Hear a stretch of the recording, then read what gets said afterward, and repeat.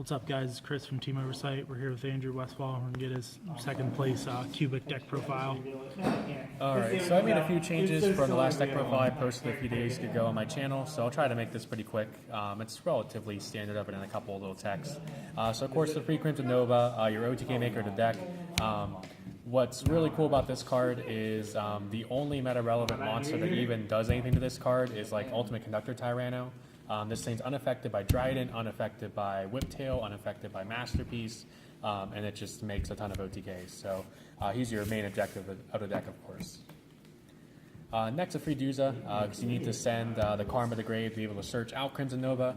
The unfortunate thing in this format, though, is that there's so many hand traps, like your Ash Blossoms and your Droll and Lockbird. So that is kind of the problem with the deck. Don't really know what I can do to fix that, but yeah, free Duza.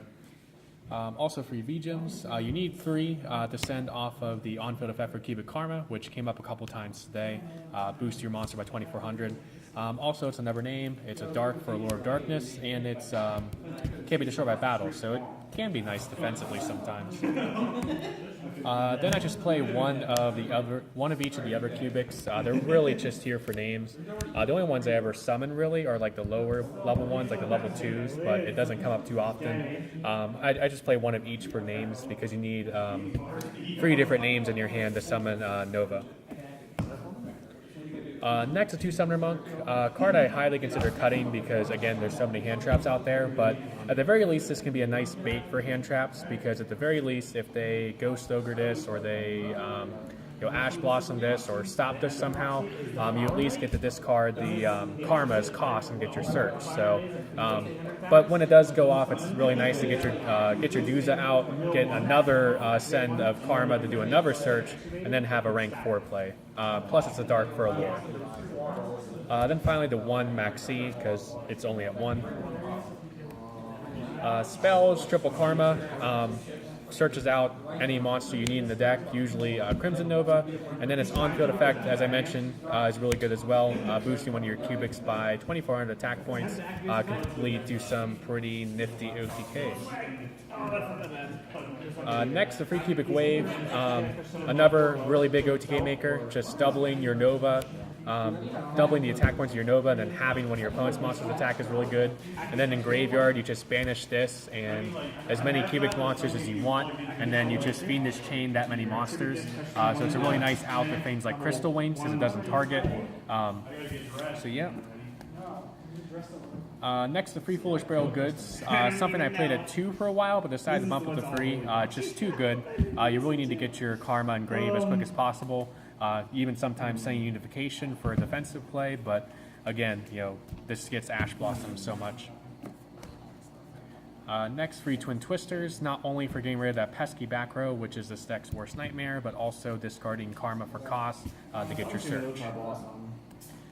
Then for draw power, we have a bit of a weird engine here. We have the 2 Allure of Darkness, 2 Dark Rule Dealings, 2 Paw Desires, and then the 1 Upstart Goblin.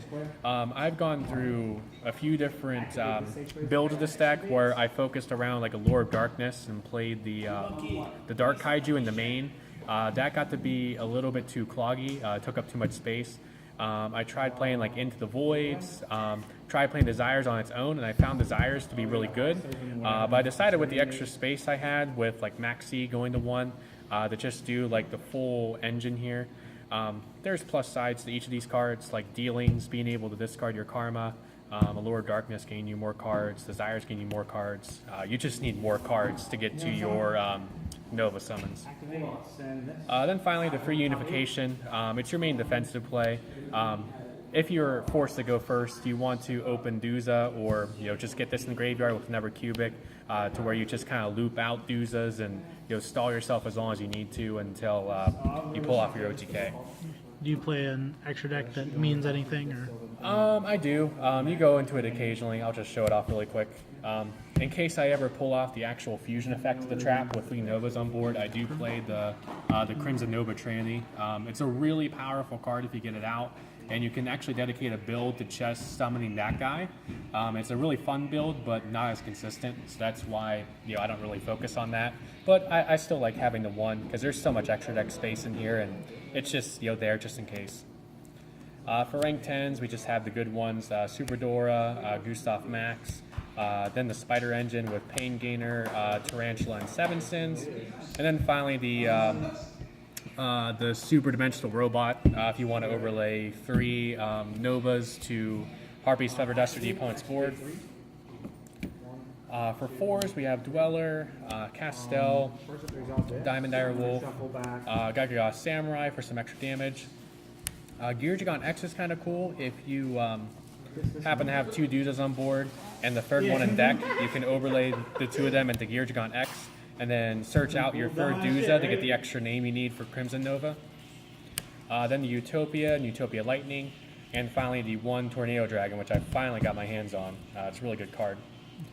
Only thing I'd really change is maybe taking out like the Diamond Dire and maybe like the Dweller or Geargigon X for like a Broadwell and Trident, but